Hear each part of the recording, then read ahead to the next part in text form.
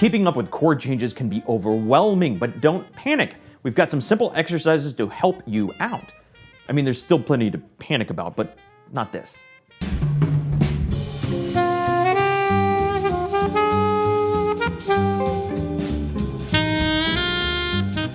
Hi, and welcome to the Saxophone Academy. I'm Dr. Wally Wallace, and if you're interested in saxophone masterclasses and product reviews, please do subscribe and be sure to hit the like button to make all your dominant chords have a beautiful flat 9.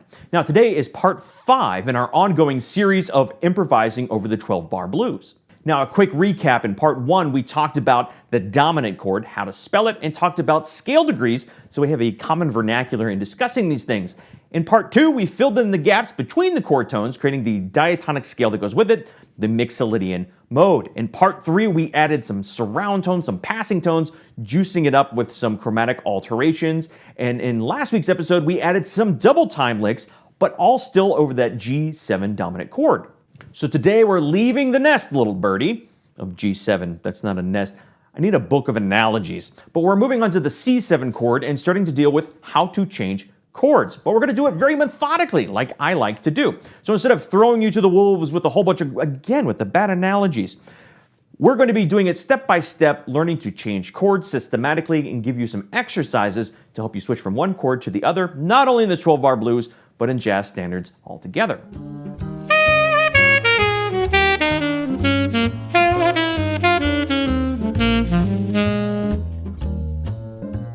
Now, the next chord we're covering in this series is the C7 chord, which appears in measure 5 of the 12-bar blues in this key, and we call it the 4 chord simply because it's built off the 4th scale degree of our home key, G.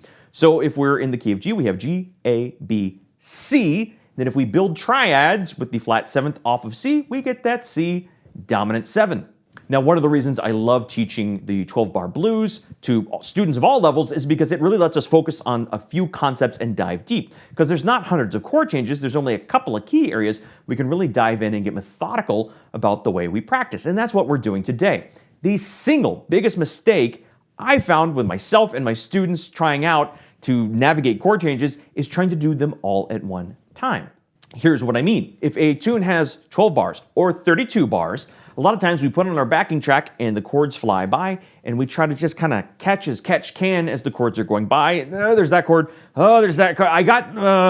And then you're back at the top and it repeats. The next thing you know, there's that ending chord. Jamie Aebersold is done and you're in tears.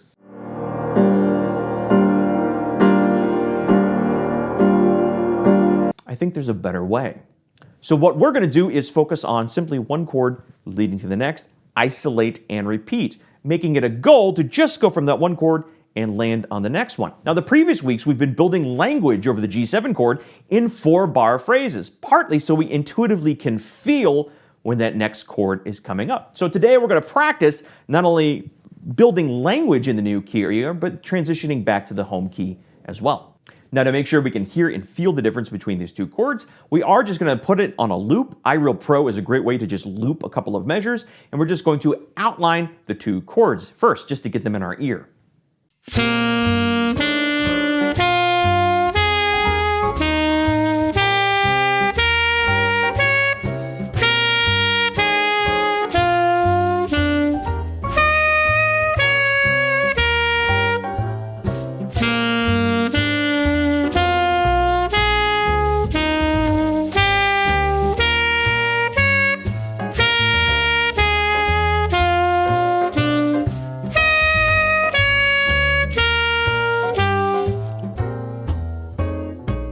Then let's add the Mixolydian modes, the scale degrees, adding the tones in between the chord tones, going up the Mixolydian mode and down the Mixolydian mode on both chords.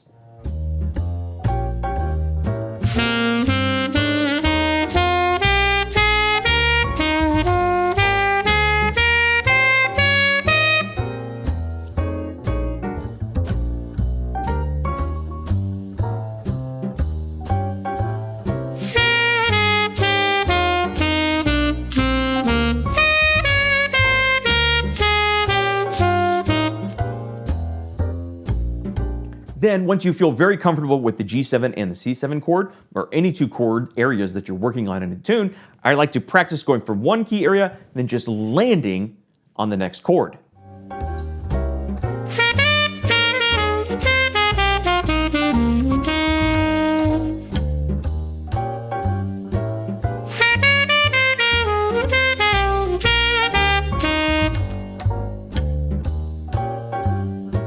Then, once you're really comfortable with that, try landing on a different chord tone. So instead of just hitting the root of the C7 chord, aim for a different chord tone.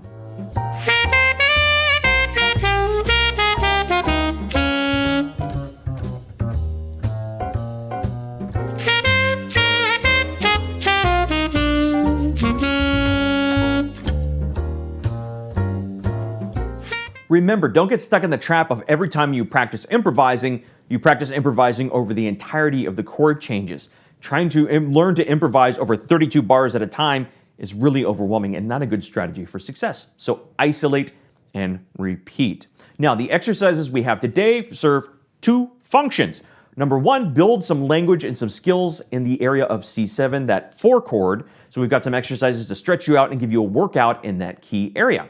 Number two, we're going to practice going from the C7 back to home bass, because in the 12-bar blues, bars 5 and 6 have that C7 chord, but it leads right back to home in bars 7 and 8. So we're going to practice transitioning from there to there. Now here's what I want you to listen out for. The difference between the two chords is one note if we fill out the modes, and it's simply B flat. And that's a critical note, which brings out a critical point. I often get asked, can we just use the blues scale over the entire thing? Well, it's not a great idea. The blues scale has a lot of color and you could do some very interesting things, but the one thing it doesn't do is really differentiate the key areas, which is important in the blues. That G chord has a B natural because this blues is in the home key of G major. Now the blues scale has a minor feel because it only has the B flat in it. So if we never hit that B natural, that B major, we lose the juice, the kind of flavor of the major key. And here's why that's important. When we move to the 4 chord, the B flat, which often feels like the parallel minor, I'll explain in a second, is really a point of interest we can outline and emphasize in our soloing. And if we're only using the blues scale, we have that B flat all the way through, and we're not hearing that interesting difference between the B natural and the B flat. Now, the parallel minor is a big topic we'll cover another time because I haven't had lunch yet, so let's get going on some exercises for this week. Again, the first set of exercises, we're doing a workout in the area of C7, building some technique and language in that area. The next set of exercises, we practice going from that C7 back home to that G. And again, I really want you to listen for the B flat of the C7 turning into B natural of the G7. Listen to the difference.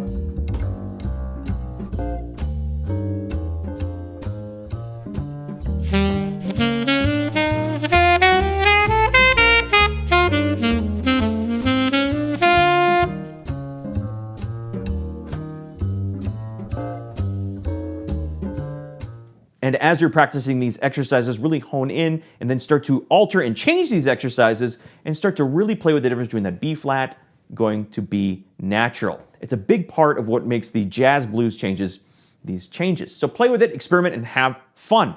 You'll have questions, so make sure to hit me up in the comments below, and I'll answer any and all of your questions as I can. In the meantime, I hope you're enjoying the weather wherever you are. It's really turned lovely, though cold in the mornings outside. I'm having a wonderful... Go practice!